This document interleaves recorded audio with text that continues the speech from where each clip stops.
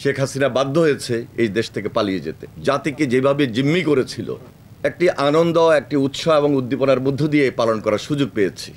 মহান স্বাধীনতার ঘোষক শহীদ রাষ্ট্রপতি জিয়া রহমানের প্রতি গভীর শ্রদ্ধা নিবেদন করছি। এই যে এক ব্যক্তির শাসন, একদলীয় শাসন, সব কিছু মিলে জাতিকে যেভাবে জিম্মি করেছিল, সেখান থেকে পুরো জাতি কোনোভাবেই বের হতে পারে নাই। সর্বশেষ ছাত্র জনতার আন্দোলনের মধ্য দিয়ে, আমাদের ত্যাগ শ্রমের মধ্য দিয়ে এই দেশে একটি গণতান্ত্রিক প্রক্রিয়া নিয়ে আসার জন্য আন্দোলন করেছি, লড়াই করেছি, সংগ্রাম করেছি। শেখ হাসিনা বাধ্য হয়েছে এই দেশ থেকে পালিয়ে যেতে। 5 আগস্টের পর এই প্রথম বিজয় দিবস, বিজয়ের মাস 16ই ডিসেম্বর। এই দিনটি একটি আনন্দ, একটি উৎসাহ এবং উদ্দীপনার মধ্য দিয়ে পালন করার সুযোগ পেয়েছি। মহান স্বাধীনতার ঘোষক শহীদ রাষ্ট্রপতি জিয়া রহমানের প্রতি গভীর শ্রদ্ধা নিবেদন করছি।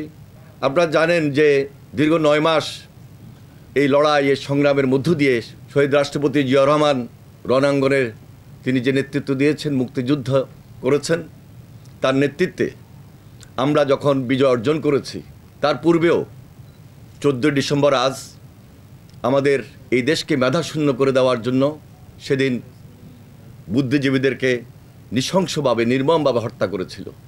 আগামীকাল 15ই ডিসেম্বর, 16 ডিসেম্বর ঢাকার মানিক মিয়া অ্যাভিনিউতে আমরা কনসার্টের আয়োজন করেছি।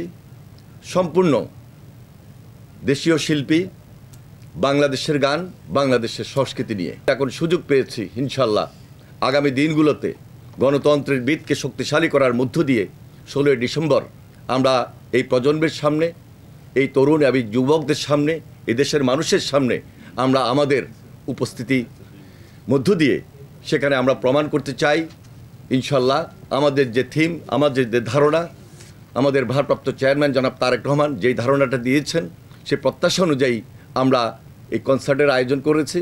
এবং সবার আগে বাংলাদেশ, সেখান থেকে আমরা বাংলাদেশের সকল শিল্পীদের মাধ্যমে তারা তাদের সঙ্গীত পরিবেশনার মধ্য দিয়ে সেখানে তাদের গান তুলে ধরবেন।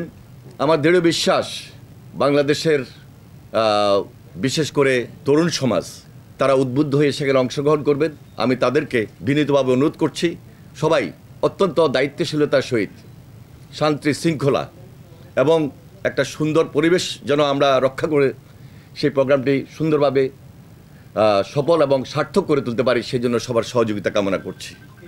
তাছাড়া এখানে প্রশাসনের যারা রয়েছেন এবং সামাজিকভাবে বিভিন্ন প্রতিষ্ঠান রয়েছেন, সবার সহযোগিতা আমরা কামনা করছি।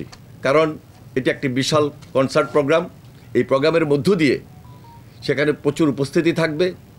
আমরা যেন সবাইকে সুন্দর এবং সার্থক করার ক্ষেত্রে শৃঙ্খলা আমাদের কাছে অত্যন্ত জরুরি, সেজন্য সবার সহযোগিতা আরও বেশি প্রয়োজন।